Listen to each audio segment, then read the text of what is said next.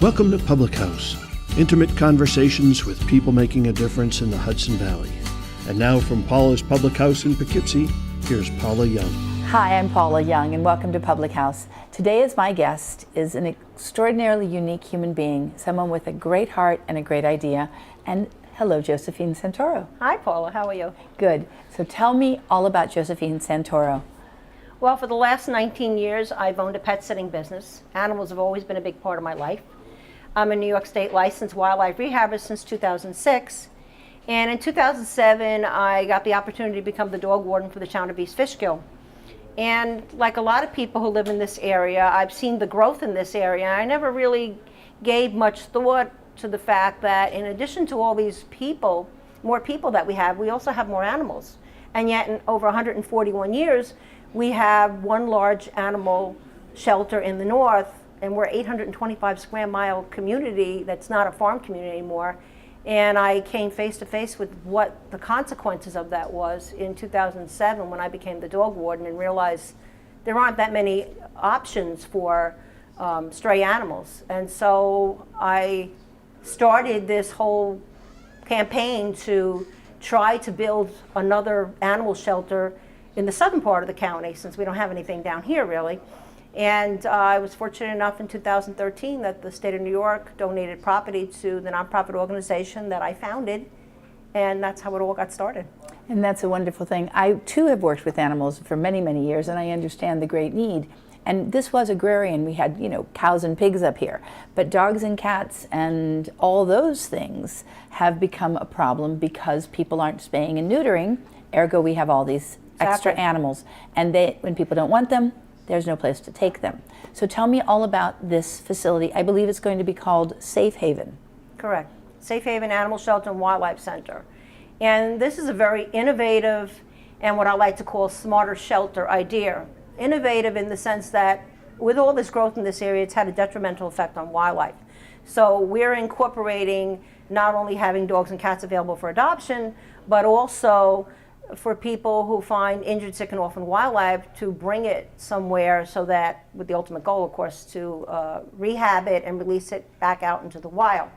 By a smarter shelter, what I mean by that is when I was young, my parents would take me to the zoo, and you would see all these wild animals in cages that were just pacing back and forth. The elephant with the chain on its leg, like it had a lobotomy, all it did was sway back and forth.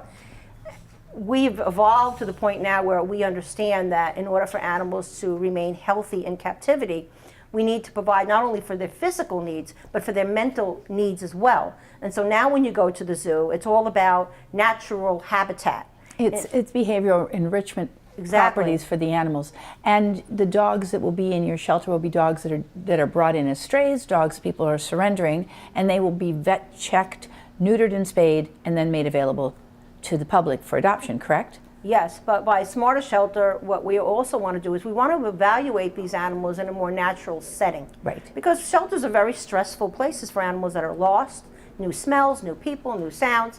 So we want them to calm down, and we want to put them in an environment that they will find, or of an environment that they're familiar with, and that's in a family room environment. So you're doing the real rooms, right? Yes, we're going to be building them with sitting rooms so that we can evaluate them in a more natural setting, and as they go through their rehabilitation, at the end of the phase, they will remain in these sitting rooms. So that way we can feel more confident when we send them out for adoption, that we can tell to the people who want to adopt them, they are housebroken.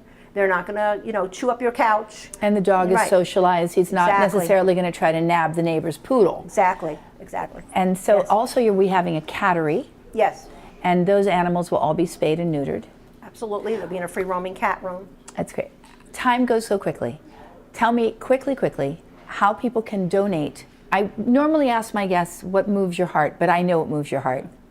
Loving animals. Yes, mine definitely. too. So how can people donate to Safe Haven? Well, they can go to our website, which is safehaven4animals.org. Okay. We have a thrift shop and pet food pantry in Hopewell for the last 5 years. People donate items to us. We sell them. All the proceeds go towards this project because we're a 100% volunteer organization, so there's nobody on the payroll. Can we find you on the web? Yes. What is the That's web address? That's safehaven4animals.org. Very, very good. And when do you project to have an opening date at Safe Haven? The first phase, we're targeted right now, the first phase will be opening July 1st, which will be for dogs only.